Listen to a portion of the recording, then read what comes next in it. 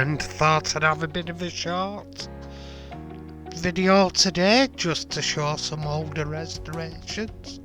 I was going to be doing this Guy Warrior from Husky, but I cut my video files up and lost them. Anyway, here's a Corgi Buick Riviera I did some years ago. It's due for a redoing really, but it's quite a nice model. It has some rot in the die cast on the grills on the rear arches, which are planned to fill and resculpt. This one's a VW Type 2 pickup. It's missing the rear panel doors on the rear deck, and I've got two better versions in a deal I've got coming in the new year, which I'll be doing a video of. This one's a Dinky Hillman Imp. It was only a quick job, but I think I'll change the colours on that when I do it. Have something a bit more in keeping with the time period. I think it's a bit bold really. Pick a colour that goes with the seats nicer. This one's the Austin Cambridge driving school car with working steering, and it also has driver and passenger inside, or trainee and examiner, whichever one you want to look at it as. And when I did this one years ago, I made my own L plates before I knew about decal paper. I made it on normal A4 paper and stuck it to the vehicle to make up the learner plate with a Corgi driving school motif. And as you can see, it has a drum on the top. It's meant to be a sign, but that turns, and it turns the wheels. Here's a Corgi Land Rover, which must be one of the very first I did. Very simple casting to do, and a good way for anyone to get into the hobby. Find a simple casting and do that. Very few parts to it. Simple interior, simple glass, all in all, easy enough build. I've got a tow truck of one of these and another version of one as well, so there'll probably be two Land Rovers coming up, Corgi ones, in the future. And next up is my Corgi Consul Cortina.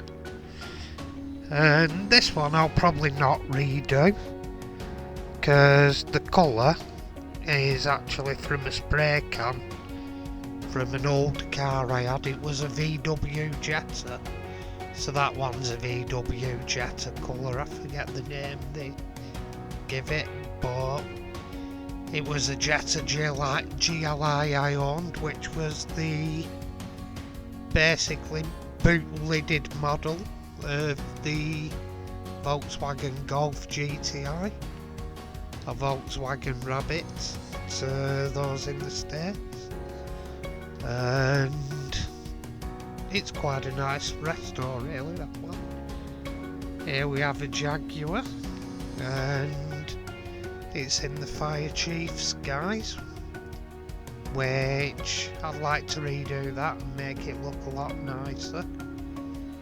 Like, my skills have come on really over the years. I was just in its infancy when I was doing these really, and that's a nice little side view of it. All in all, it's a nice car, but I'd like to do it in better paints and better products like the chrome pens, the Molotov pens, and buff the wheels, use techniques I didn't use back then. And coming on to the Corgi Chevy Impala, that's another nice one. Like, needs redoing really. I was never happy with the screen unit for this one. I may well source a better example. It was actually what do you call it, a vac formed. The company I got it for, it was a vac formed screen, and it wasn't that good up, so I prefer finding a proper injection moulded plastic one if possible, or even a resin one, however they remanufacture them. I just know I was never happy with the vac form screen. And this one's the previous Chevy Impala is a 2 body section one, and this one is the 1-piece body with the base. So this is the earlier Chevy Impala from Corgi in its New York taxi scheme, which I intend redoing this because I find this one to be a very nice, simple model, and very good looking, handsome model on your shelf. And that's about it for now. Thank you for watching. Click subscribe, and if you will, press the bell button for notifications. Thank you. Goodbye.